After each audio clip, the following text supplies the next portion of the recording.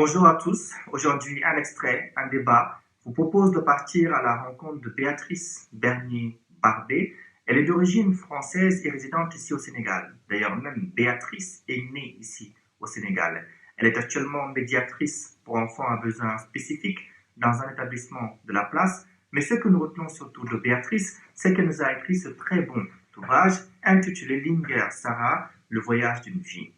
Un ouvrage qui porte très bien son nom, parce que tout au long de l'œuvre, nous allons accompagner le personnage principal, Sarah, dans son processus de croissance biologique, si je puis dire, mais également dans le processus de croissance psychique.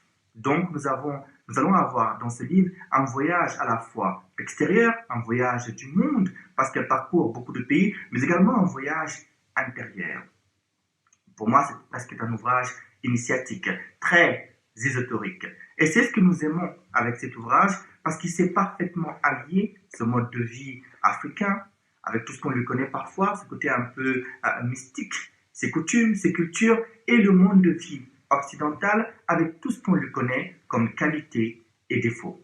Ceux qui aiment la poésie vont se régaler. Pourquoi? Parce que c'est à travers cet art littéraire que le personnage principal, Sarah, trouve parfois refuge pour trouver la paix intérieure. Je vous invite à découvrir immédiatement un extrait.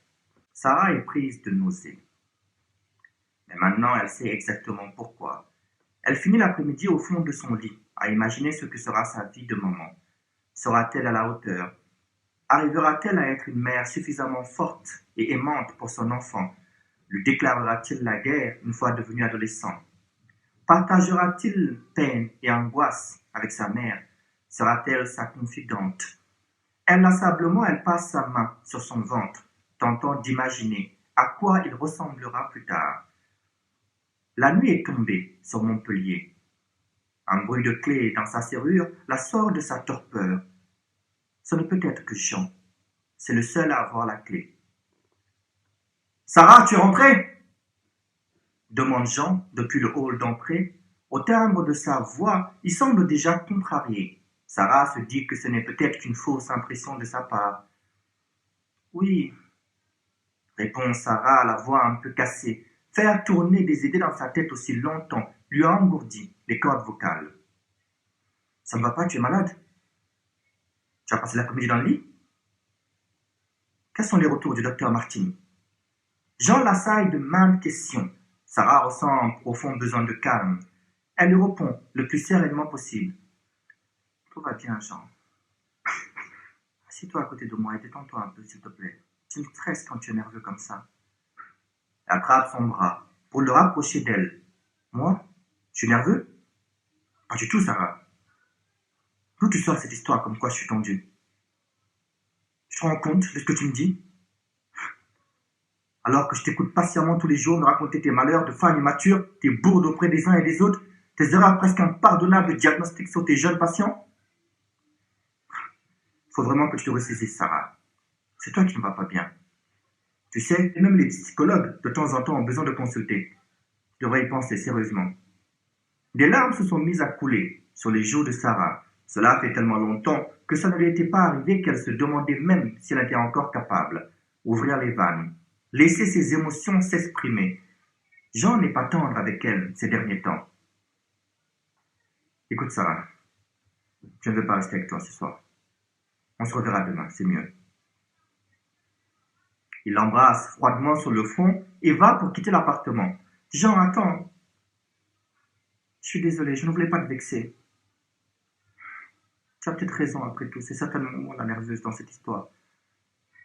Reste s'il te plaît, assieds-toi, il est nécessaire que nous discutions. Il finit par se laisser tomber dans le canapé. Elle s'installe à côté de lui, tout en se demandant si le moment est bien choisi pour parler de cette idée qui est en train de grandir en elle. Peut-être comprendra-t-il mieux ses sautes d'humeur quand elle apprendra qu'elle est enceinte. Qui sait? Il a retrouvé son calme et est disposé à l'écouter. Vas-y Sarah, je t'écoute. Elle prend une profonde inspiration. Malgré tout, l'air lui manque. Tu sais, pour mes humeurs fluctuantes, tu as peut-être raison. Mais c'est indépendant de ma volonté. Ça doit être un truc hormonal. Je suis enceinte, Jean. Il ne dit rien. Il la regarde simplement, froidement, puis après un long silence, il s'adresse à elle d'une voix monocorde et détachée. Ce n'est pas grave, Sarah. Je vais trouver une solution. Je connais une excellente clinique. Laisse-moi passer un coup de fil, ok? Je vais gérer ça pour toi. Déjà, il se lève pour téléphoner. Jean, attends, on peut prendre le temps d'en parler avant quand même. Sarah le supplie presque. Nous en avons discuté, Sarah, à de nombreuses occasions. Il n'y a pas de place pour un enfant dans notre relation. C'est toi et moi, uniquement. Tu le sais pertinemment. J'ai toujours été honnête avec toi. Je ne t'ai jamais bercé d'illusions ou fait croire qu'il en serait autrement, à un moment donné. Il arrête d'échanger avec Sarah et porte son téléphone à son oreille. Allô, Baptiste, c'est Jean. Tu vas bien? Je te dérange pas? Je suis désolé, il est un peu tard.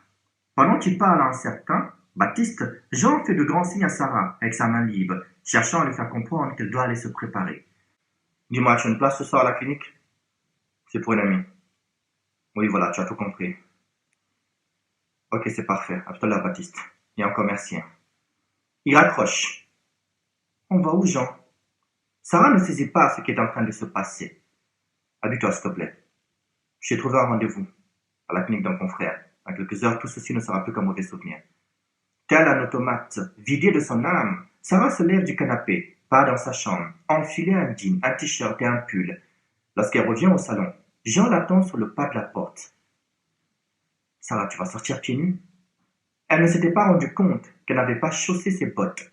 30 minutes plus tard, Jean gare son véhicule sur le parking d'une clinique privée. Sarah n'a pas prononcé un mot sur le chemin. Lui non plus. Il coupe le moteur et sort de sa voiture. Sarah n'a pas bougé. Prostrée dans son siège, il ouvre sa portière. Tu descends, s'il te plaît? Il lui tend le bras pour l'aider à s'extirper du véhicule. Le premier geste vers elle depuis qu'elle lui a annoncé qu'elle attendait un enfant. Son enfant. À l'intérieur, le docteur Baptiste, directeur de la structure, les accueille. Jean le salue fraternellement. Sarah a rarement vu Jean saluer quelqu'un de la sorte, mais elle est dans un état second et n'y prête pas trop attention. Baptiste s'adresse à elle. Bonjour, j'ai besoin que vous me signiez ce formulaire, s'il vous plaît. Il lui tend un papier et un stylo. En quête du document, Sarah déchiffre ces quelques mots. Consentement pour un protocole d'interruption volontaire de grossesse. J'ai choisi ce passage et j'espère que vous comprenez pourquoi. Parce que le sujet qu'il traite, à mon humble avis, est très sensible. C'est le sujet de l'IVG. Comme c'est dit, interruption volontaire de grossesse. Ce qui nous amène à notre débat du jour.